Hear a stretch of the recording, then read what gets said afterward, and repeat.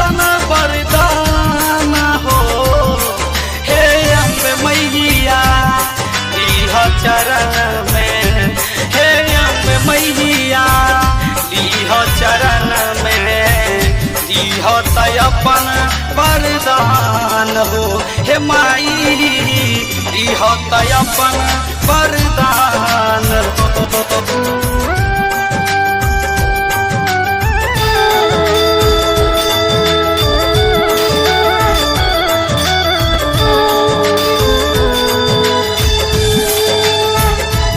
आप सुनते हैं त्रिलोकी रिकॉर्डिंग स्टूडियो दिल्ली से।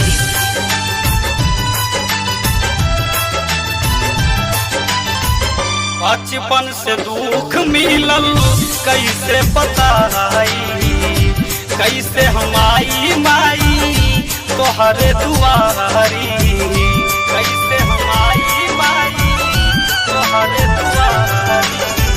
बचपन से दुख मिलल कैसे बताई, कैसे हम आई माई तोहरे दुआरी। बचपन से दुख भाई कैसे बताई, बचपन से दुख भाई कैसे बताई। सुनो तो हमर पुकार हो।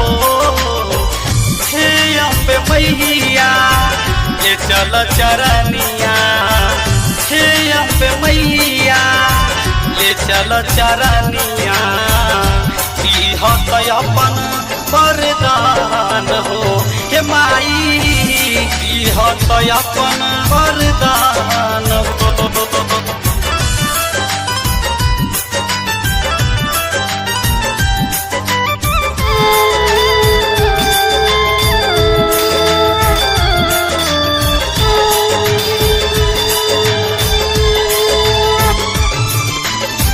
लाल लाल चुंदरी मैया हम तो चढ़ाई, बड़का पंडित से पचरा गवाई, बड़का पंडित से पचरा गवाई।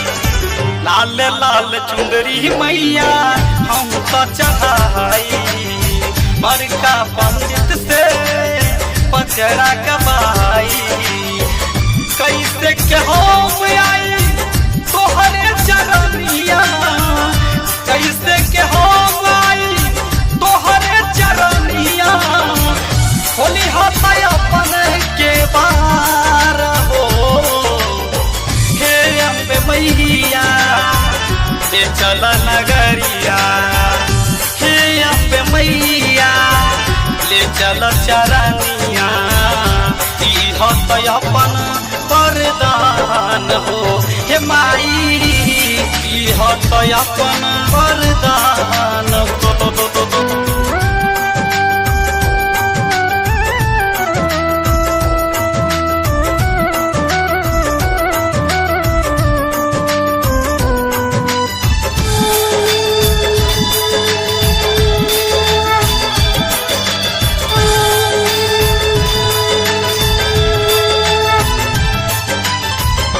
राइटर राजन लिखले माई के गीतिया, असलम तैले माई तोहरे दुआरिया, असलम तैले माई तोहरे दुआरिया।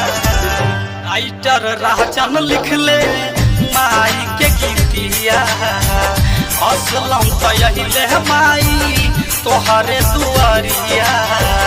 प्रेम मिथिलांचल गावे गीतिया, प्रेम मिथिलांचल गावे गीतिया, आइल बानी तोहर दुआर हो।